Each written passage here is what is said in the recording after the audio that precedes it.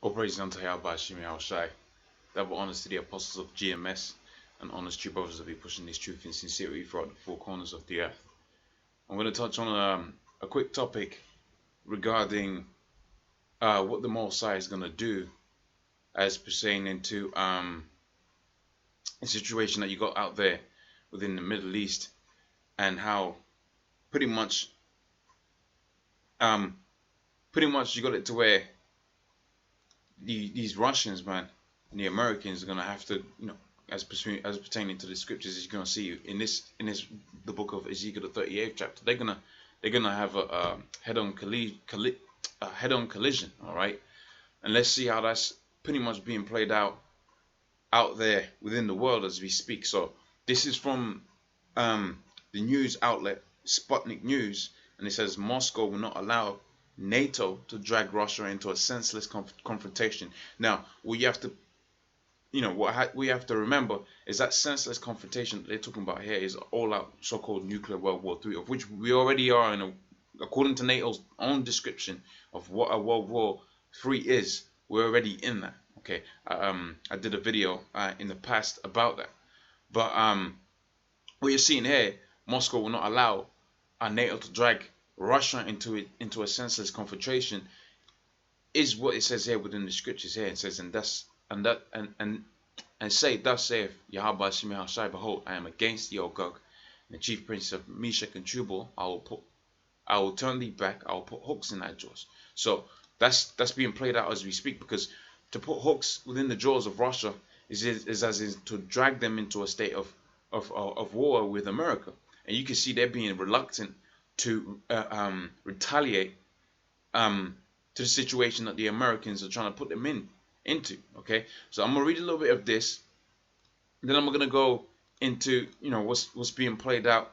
So how the Most High is actually having it to where they're being, they're sort of retaliating, but they're kind of doing it on a small scale as we speak, but ultimately it's going to lead into what the scriptures talks about, which is complete annihilation of the Edomites, complete annihilation of Babylon, kingdom of Babylon, the society we're living in right now, and as pursuant to Daniel the 2nd chapter on the 44th verse, the establishment of the 12 tribes of Israel, the Negroes, Hispanics, Native Americans. All right, so it says here, Russia strongly opposes confrontation with NATO alliance and regards it to be nonsensical.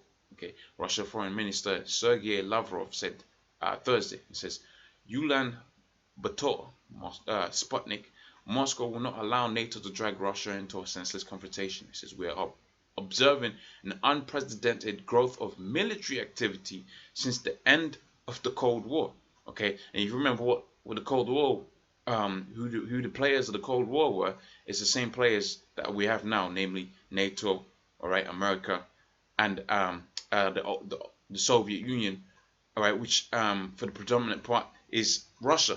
Okay, and it says, and NATO, since the Cold War, and NATO presence of the so-called eastern flank of the alliance with the goal of putting military and political presence on Russia for constraints. Okay, because they're feeling, or their excuse is that the Russian influence throughout Europe is too strong. All right, so they want to put a stop to that. But that also goes back onto what the scripture says. If Satan's house be divided against himself, how is he going to stand? Because these are all Edomites we're talking about here. NATO, all right, the Americans, all right, the Russians. Those are all Edomite nations, and they are divided up against each other. And if you remember the history, I believe it's the Greeks, namely Alexander. In fact, the history serves me correctly in that he pretty much, once he had conquered, he was from Macedon, but it was neighboring Edomite cities that kept on rebelling, and the further and further that he spread his military, the more and more these Edomite strongholds out there within Europe kept on rebelling.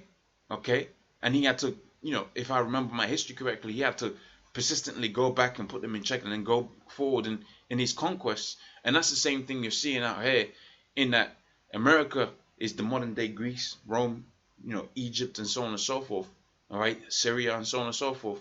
And they're trying to spread their military thin, but you got this thorn in their heel, which is the Russians. Okay, and ultimately, what the scripture says is that all of these nations that are the confederacy of the Americans and NATO are going to turn against them, man.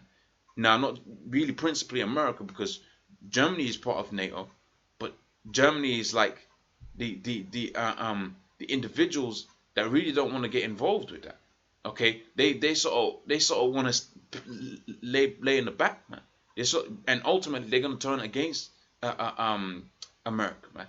Right? We know that as pursuing into the scriptures, and it says Russia has no plans and will not be pulled into a senseless confrontation, and we are convinced there is no reasonable alternative to a mutually beneficial common Europe cooperation in the area of security on the basis of inseparable security with the support of international law.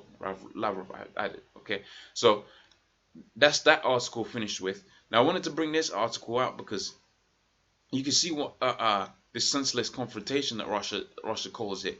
You can see how that's pretty much they're sort of playing it out there within the media, and calling these Russians out to be the new boogeyman, so to speak, because before that it was ISIS, and before that it was Al Qaeda, and so on and so forth as you go backwards in history. And now you got it to where they're trying to make the Russians, of which they already have achieved in making them the so-called antagonists in this movie. Okay, and now they're the protagonists. But really, the scripture talks about how this man is the most deceitful, right? He is the serpent, right? And in so being the serpent, he will lead the people to believe that he is the protagonist, that he is the peaceable man, and everybody's gonna harm him when he is the actual terrorist. Okay, so it says financial whistleblower Bradley Birkenfeld, who helped expose American tax evaders hiding assets in Swiss banks, has little doubt the Panama leaks that you had come out a couple of weeks ago, right, scandal was crafted and orchestrated by the CIA. It says it is an exclusive interview from Munich, right? Let me move on to the meat bits. I don't want to know the backstory about it. All right, it says the CIA, I'm sure, this is him speaking, the CIA, I'm sure, is behind this, and in my opinion, Birkenfeld said, citing as evidence selective management of information exposed to the public domain that doesn't hurt the US in any shape or form. So the CIA, basically, to put what he said into layman terms, the CIA pretty much put that together, all right, to make it, to direct the people's mind into perceiving an enemy that's not the US. Okay, it says the very fact that we see all of these names surface that are the direct quote unquote enemies of the United States, and that's important because as far as the Russians are concerned, they're just going about their business, trying to protect their own investments. All right, and the American government is the true enemy.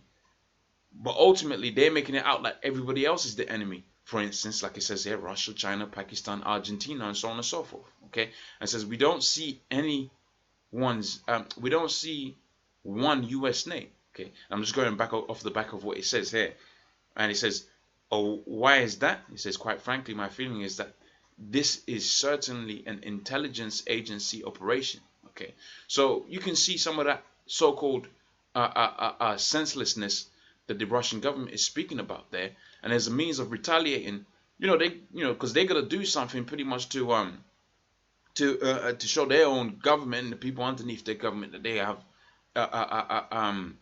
some say in what's gonna go down. And really, ultimately, what's gonna happen is the Most High is gonna drag them into this war that's gonna play out. That's spoken about within the scriptures, and this is an example of that coming about.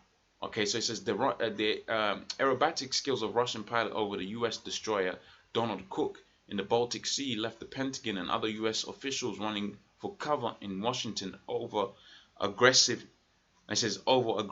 close interactions with the Russian jets. Okay, it says releasing the footage of Russian jet flybys in the vicinity of the destroyer, the U.S. Navy said that the vessels, right, has encountered multiple aggressive offensive flight maneuvers within close proximity. But if you really when you really picture what's really happening out there, all right, and we go to let's put in the Baltic Sea, you really find out that they're the ones, you know, doing the aggressive maneuvers, man. Okay, so if I go to images and you see where the Baltic Sea is, okay, this is this is not America's territory, man. Okay, as far as the Russians are concerned, this is sort of like the people that they, because Russia's right here, you got Estonia, Latvia, and so on and so forth. And what you have to remember is you already have American garrisons, which are military bases, in all of these countries going up the borders of Russia. So flying over here is sort of trying to let them know, look, man, you're getting into our space. And just like how it says here, within this one, all right, they paint themselves out as, as a wolf crying sheep, to coin the term, man. Because see, this is pretty much closer to Russia than it is to America. So as far as they're concerned, they're just protecting their own assets. All right, they're protecting their own interests, which is the people closest to them. Because once you defeat all of these people and you're all up in there, guess what's next? It's these Russian borders, man. Okay, so let me get into the scriptures right quick. And this is back in the book of Ezekiel, the 38th chapter, on the 3rd verse. It says, and say, thus saith the Lord, behold, I am against thee, O Gog, right, the chief prince of Meshach and Tubal, and I'll turn thee back, and I'll put hooks into thy jaws, and I will bring thee forth, and all thine army, and horses and horsemen, and all of them clothed with sorts of armor, even a great company with bucklers and shield, all of them handling swords. It says Persia, Ethiopia, Libya, all with them, right, holding shields and helmets. Okay, so all of these different nations that have allegiances with Russia, they're gonna be involved in what's gonna play out as a direct result of these different so-called confrontations and so on and so forth. All right, so hopefully that was of edification. All right, I'm gonna say all praises unto Yahweh Shimei Shai, double honors to the apostles of GMS, honest you brothers that be pushing this truth in sincerity. Shalom.